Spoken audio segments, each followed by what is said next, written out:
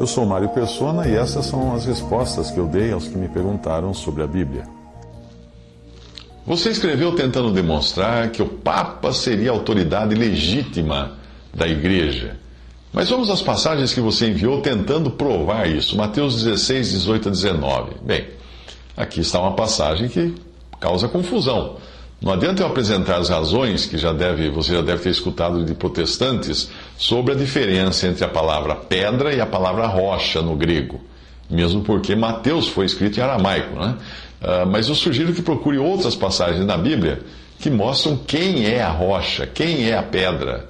Deuteronômio 32, 4, versículo 15, versículo 18, versículo 30, versículo 31, por exemplo. Vá buscar essa passagem. Isso só num capítulo da Bíblia. Mas se você estiver em dúvida, você pode perguntar quem era a pedra ou rocha, ao protagonista da conversa. Quem? Pedro, o próprio Pedro. Pergunte para Pedro: Pedro, quem é a pedra? O que Pedro responde? Na sua própria epístola, capítulo 2 de 1 Pedro, versículos 4 a 10, Pedro fala assim: Ele, Cristo, pedra viva que os homens rejeitaram, mas escolhida e preciosa aos olhos de Deus. Eu sugiro que leia tudo, e se você estiver lendo na Bíblia Ave Maria, a edição católica da Bíblia Ave Maria, você verá um subtítulo que foi acrescentado que diz que Cristo é a pedra angular, possivelmente referindo-se a Efésios 2:20. Jesus Cristo é a principal pedra da esquina. Existe uma igreja católica romana e existe uma que tenta vender aos fiéis, tenta se vender, né, aos fiéis, e pouca gente vai investigar se não está sendo enganado pela propaganda. Eu vou transcrever um texto que pertence a essa mesma igreja católica romana. Foi escrito por um historiador católico romano. Veja você, abre aspas.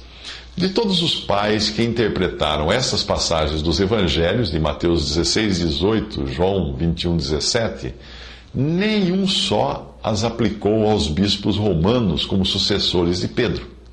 Nenhum deles explicou a rocha, o fundamento sobre a qual Cristo iria construir sua igreja, como sendo o ofício dado a Pedro para ser transmitido aos seus sucessores. Mas eles entendiam que se tratava ou do próprio Cristo ou da confissão de fé de Pedro em Cristo. E com frequência ambas eram aceitas. Isso foi escrito por Ignaz von Dollinger, no livro The Pope and the Council, o Papa e o Concílio, foi escrito em 1869. E outro trecho diz assim: pois para os pais tratava-se da fé de Pedro, ou o Senhor em quem Pedro tinha fé, que é chamado de rocha, e não Pedro. Todos os concílios da igreja, desde Nicéia, no IV século, até Constância, no 15º século, concordam que o próprio Cristo é o único fundamento da igreja, isto é, a rocha sobre a qual a igreja permanece.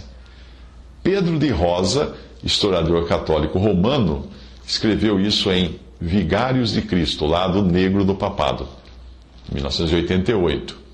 Portanto, 2 textos aí de autores católicos romanos. A minha sugestão é a seguinte: leia mais. Leia livros históricos, mesmo católicos, informe-se. E quanto à passagem, Pedro, tu me amas, apacenta minhas ovelhas, isso foi dito a Pedro. E ele apacentou sim as ovelhas de Cristo. E aos anciãos ou presbíteros, Pedro exortou a que fizesse o mesmo, lembrando a eles quem era o sumo pastor, em 1 Pedro 5,4. Por falar nisso, Hebreus 3,1 nos mostra quem é o sumo sacerdote para o cristão.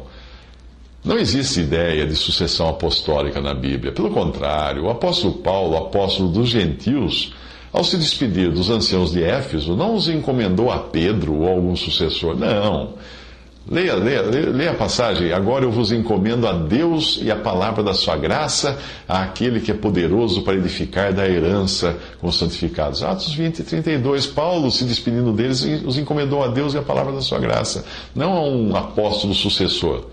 Lucas 22, 31 foi outra passagem que você tentou usar para argumentar a sua posição, mas eu vou deixar de comentar essa passagem porque ela se trata do Senhor apenas avisando o que Pedro iria passar antes da crucificação.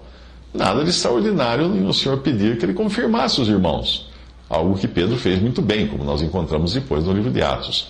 Outra passagem que você usou também, Romanos 13, 5, não tem fundamento a maneira como você interpretou, porque todo o contexto fala de autoridade em geral. Mas pela expressão espada do versículo 4 e castigo do versículo 5, impostos do versículo 6, dá para entender que as passagens estejam falando de autoridade no sentido secular.